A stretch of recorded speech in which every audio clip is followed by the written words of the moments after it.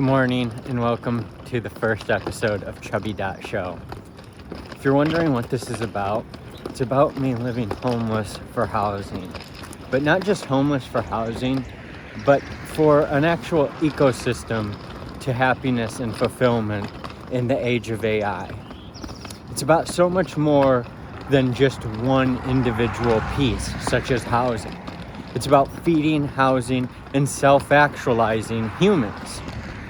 And so we've got to provide those base needs of food, water, shelter. But then we've got to expand into education and expanding our minds. Not just for work, not just for jobs, but because it's part of the human condition. It's part of how we get to self-actualization. And our contributions to the world are not always going to be financial. I've traveled around the country and I've been to a lot of different parks, and this is one of my favorite parks.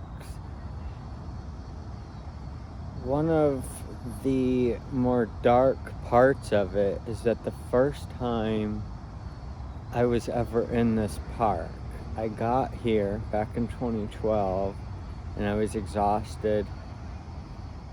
I walked around and then I took a nap. And when I woke up from a nap, there were a lot of police here because someone had ended their life. And that really got to me at that time.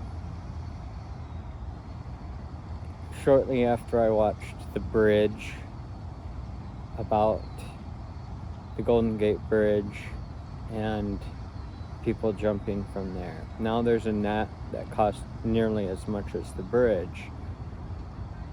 But it highlights the reality of how things work. They spent hundreds of millions of dollars on this net to save lives. But at the same time, there's record homelessness here. People that are ending their lives slowly, that are not being helped with even a basic roof over their head or a bathroom.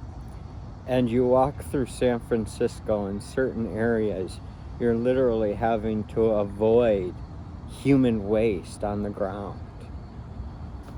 It's really a disturbing thing to witness yourself, because there's that, but then you see the humans and you see them doing drugs and you see them just wasting away, and you either have to push it out of your mind or wonder why can't this be solved?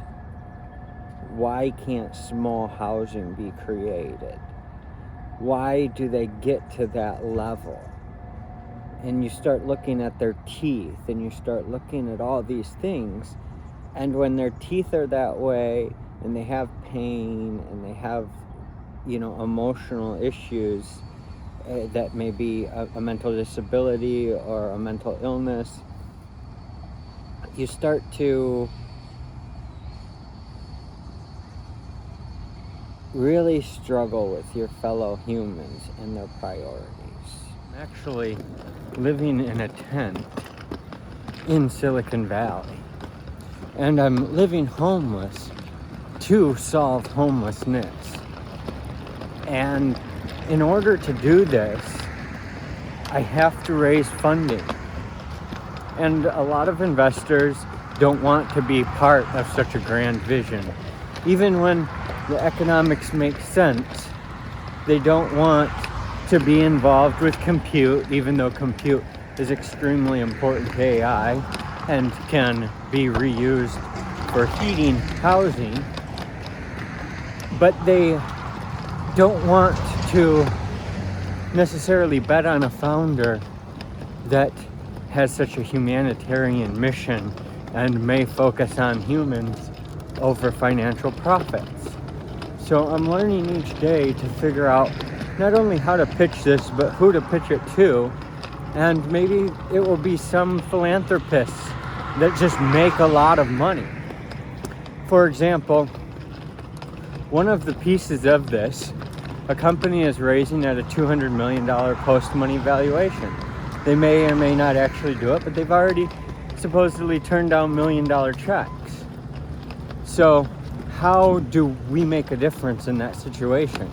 Well, if someone invested $1 million at a $1.5 million post-money valuation in our pre-seed round, that person could potentially 133x their money.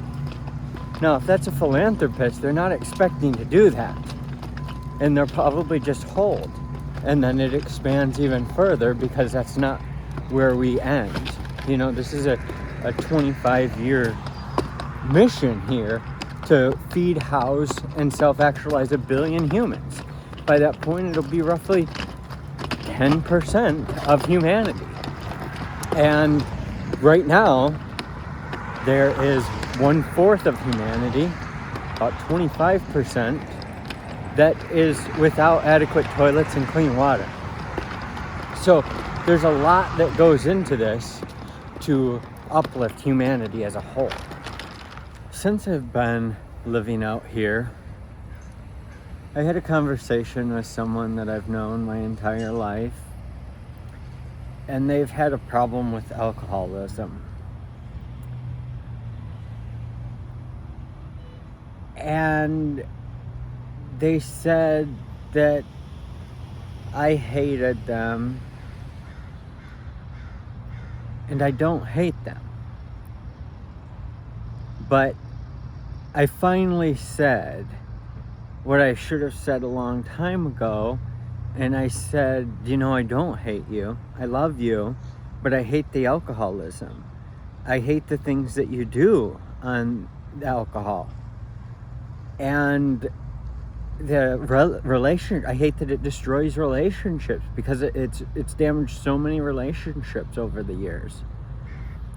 And this person, it really wasn't an unreasonable thing for me to say, but this person had went from saying I'm the most important person in their life, or you know, someone that means the most in their life, to I'm done with you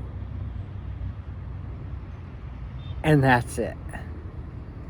And that's the reality of drugs and alcohol. It takes over minds, and for people to pull themselves out of that, it takes so much. And the system and how it is, I mean, it's just not built for people to ever get out of that. And instead, they end up just dying alone, or, you know, dying in a lot of pain and suffering. This is someone that's very possibly going to end up living in their vehicle, and this wouldn't be the first time they had to live in their vehicle a whole winter. And it really came down to them damaging relationships with other people that caused that. And not being able to just budget out their money and pay their bills. This is someone that was able to survive for a lot of years, but now it's catching up. Now their body's starting to shut down more and more. And when you see that and you experience it, which most of us have, you feel helpless. And if we can just solve the housing so that people are not on the street, you would be surprised of what it can actually shift. Where people don't have to have that constant worry. I know homeless people that stay away from shelters because they know that they're going to be targeted for drugs, and they're not going to be able to turn it down. And so instead they live away from people just to avoid it.